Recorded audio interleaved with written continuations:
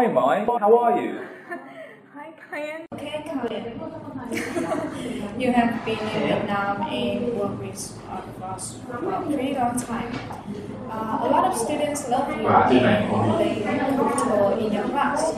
So today, I hope you can share something about you so we can know you more, okay? Yeah, my pleasure. Okay, let's start with some personal information. Where are you from? I'm from the East End of London, which is the capital of the UK, the United Kingdom. Were you born there?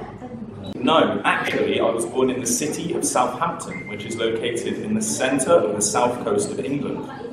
Do any of your family members still live there?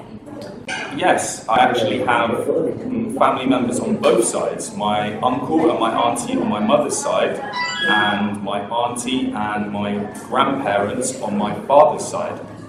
So tell me about your hometown. Is it famous or something? It's funny you ask, actually. It was where the ship, the Titanic, left from in the 1800s. That's amazing. So, has it changed a lot since you working? If so, how? I would have to say yes, for the good and the bad. Since the Union split, because it is a large town that has lots of commerce coming through, because obviously it has a very large port. Since the Union split and the east side docks closed down, there has been less and less employment. On the other hand, I would have to say it has also benefited from the two universities that opened in 1996, which actually helps local commerce and businesses. What do you miss the most? I would have to say I miss lots of things. The main thing would be my family. After that, I would have to say the food. Let's talk about moving to Vietnam. So, what brought you here to Vietnam first? Well, I travelled Asia when I was younger with my parents, and I've always wanted to spend an extended period of time here, to be honest. And I love Vietnam and the food and the people and the culture, so it was a natural choice for me, really. Let's talk about the first day in Vietnam. Do you remember that day? To be honest, I'll never forget it. When I first arrived, I was extremely overwhelmed by the traffic, the noise, the people. Even though I come from a large city myself, Hanoi is slightly more hectic, I would say, than London. But after the first week or so, it kind of grew on me, and now I love it. When you just came here, what is the most impressed you?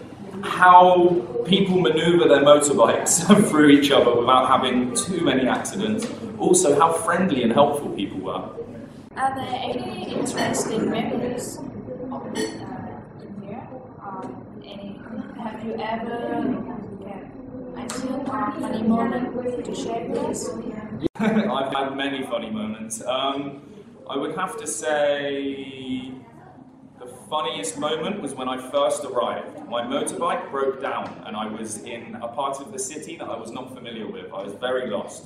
One person came over to start helping me, then two people. After a short while, there was a group of around 20 people helping me fix my motorbike.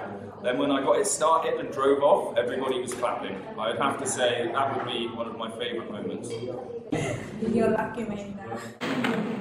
So, what do you think is the challenging things when you're living abroad?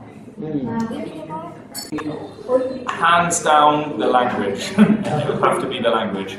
Also, after that, it's rather far from my family in the UK, obviously, so I miss them a lot. But there's always Skype. We communicate via Skype, so. So that is your advice for someone who wants to living abroad? Well, obviously it's important to do some research on the country first. I'd done very little research on Vietnam and didn't know what to expect at all. So try to learn the basics of the language, try to learn some phrases, also try to get to know the culture a little bit before you arrive. When you arrive, try to mingle with the locals also. They will show you a different side to the city or the place that you're visiting. Oh, great advice. Well, thank you so much for this. You're welcome. It's been a pleasure. Appreciate it.